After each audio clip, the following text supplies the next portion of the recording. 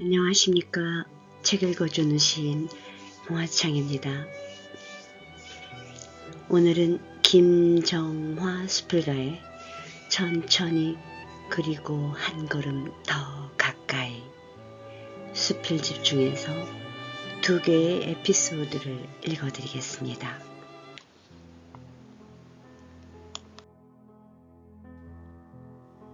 첫 번째 이야기, 인생을 다시 산다면.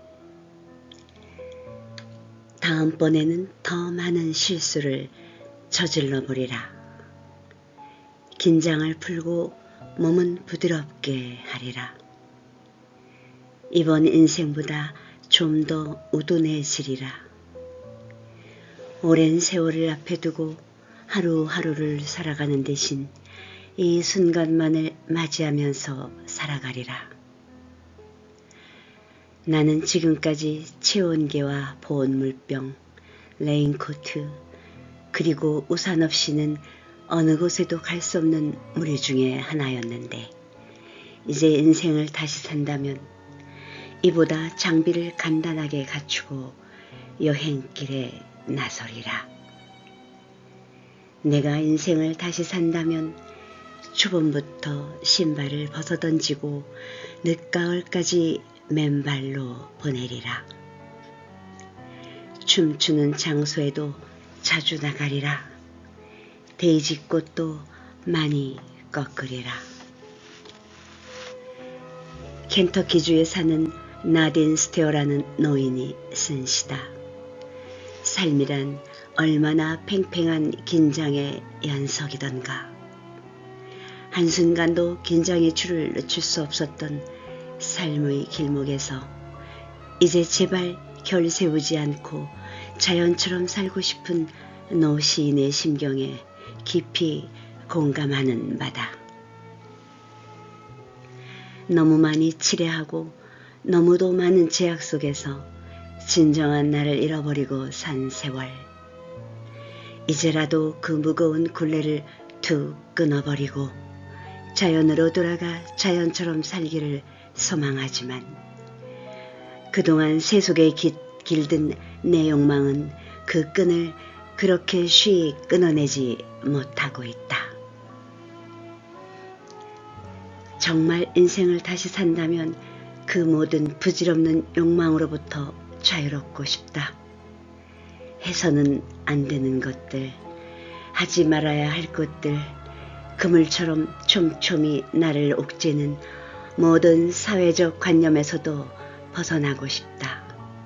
할 수만 있다면 한 생을 다 바쳐도 모자랄 지구별 여행자가 되고 싶다. 발바닥이 부르트고 갈라져서 굳은 살이 박힐 때까지 여행길에 서서 겐지지강 위로 떠오르는 아침 햇살 아래서 영혼을 뿌리채 흔드는 전율을 맛보고 싶다.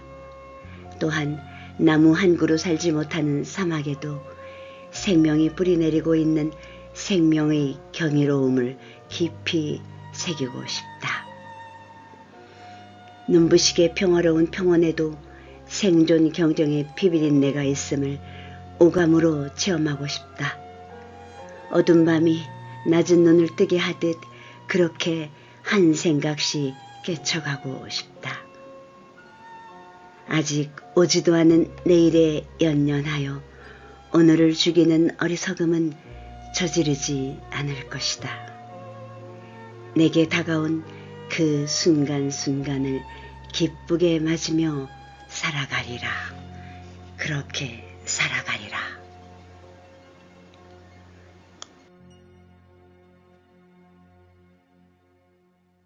두 번째 이야기, 어머니의 발걸음. 퇴근 후 집에 돌아오니 식탁 위가 온통 음식이다. 어머니가 다녀가신 모양이다. 사과, 귤, 홍시, 방앗간에서 갓 빼온 인절미까지 마치 누구네 잔치상을 옮겨다 놓은 것 같다. 그 많은 음식을 대하는 순간 식욕보다 서글픔이 앞섰다. 아직도 부모님의 염려 가운데 살고 있는 스스로가 한심스러워서다. 돌이켜보면 나라는 사람은 예나 지금이나 어머니의 가슴에 늘 그늘만을 들이우며 살아가고 있는 못난이다. 사글세로 전전하던 시절 최고 학부를 나왔다는 우리 내외는 아이 우유 살돈 능력마저도 없었다. 그래서 어머니의 발길은 늘 우리 집 대문 앞에 멈추어 서곤 했다. 사위 자존심 상할세라 문 밖에서 말없이 건네주고 돌아서는 뒷모습을 입술을 깨물며 아프게 바라보았던 그 많은 날들. 다시는 되풀이하지 않으려 얼마나 치열하게 살아왔던가. 그런데 아직도 어머님의 발길은 내 집 앞에서 서성이곤 한다. 삶이란 그 안에 너무도 많은 복병을 거느린 마귀 할멈 같은 것인가 보다. 삶의 굽이굽이 웬 근심 걱정이 그리도 많이 숨겨져 있는지 이쯤이면 하는 길목에서 또 여지없이 나타나는 복병, 사업 확정이라는 생존의 방편은 다시 어머니의 어깨를 무겁게 해드리고 말았다. 그동안 발길이 좀 뜸한가 싶더니 가게를 확장하면서부터 어머니의 발길은 또다시 잦아지기 시작했다. 어머니의 그런 마음을 알기에 어떤 일이 있어도 내색하지 않으려 나름대로 노력했었는데 어미의 본능은 용케도 자식의 고통을 잘도 감지하는 모양이다. 어머니가 현관문 열쇠 하나를 달라고 하셨을 때 아무 생각 없이 내어드렸다. 컴컴한 현관문에 들어오는 게 싫다는 말을 흘린 바로 그 이후인 듯하다. 눈이 오나 비가 오나 하루도 거르지 않으시고 귀찮지도 않으신지 현관에 불을 켜놓고 가셨다. 덕분에 퇴근하고 현관문을 열고 들어섰을 때 정체 모를 두려움으로 한참씩이나 간을 졸이거나 발에 걸리는 물체에 놀라서 새가슴이 되는 일은 없었다. 불 켜진 집에 들어서는 일이 그렇게 좋을 수가 없었다. 그러나 한편으론 찬거리 사러 갈 시간과 적으나마 내 주머니에 지출을 줄여주겠다는 일념으로 매일 하루도 거르지 않고 종종 걸음치는 팔순의 모종을 생각하며 미어지는 이 가슴을 어머니는 아셨을까. 60대 어머니의 뒷모습부터 여든을 바라보는 어머니의 구분 등을 바라보는 자식의 비애를 어머님들 아시겠는가. 어머니의 일념은 오직 딸의 버거운 생활의 무게를 조금이나마 덜어놔 주어야겠다는 일념뿐이었을 것을. 어머니, 이 세 글자를 부르기마저 겁이 나는 자식이다. 성혼 전에는 잦은 병치레와 짧은 입맛 때문에 노심초사하게 하더니 성혼을 시켜놨어도 제 식구 하나 제대로 건사하지 못해 늘 발길을 머물게 했으니 죄스러움과 빚진 이 무거운 마음을 어찌할 것인가.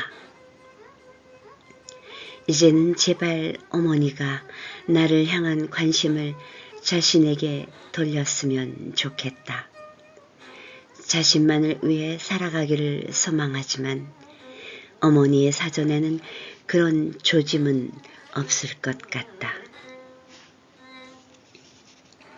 내가 힘들어 주저앉을 때면 어김없이 나타나 내 짐을 빼앗아 들고 한 걸음이라도 덜어주려 달래시던 어머니.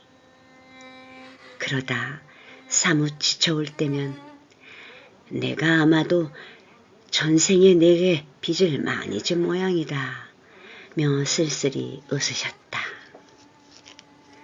그런 어머니의 얼굴을 떠올리기만 해도 내 가슴 속에 몇 겹으로 접어두었던 슬픔의 본물이 터지고야 만다.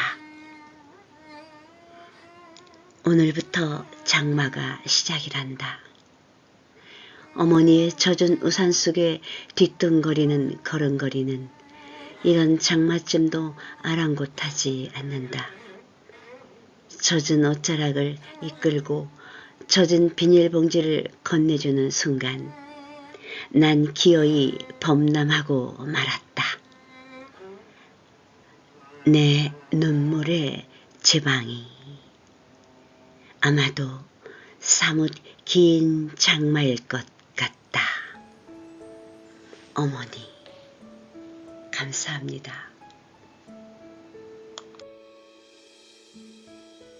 책 읽기를 마치며 우리는 자주, 아니 하루에도 몇 번씩 다양한 후회와 자책을 하며 살아갑니다.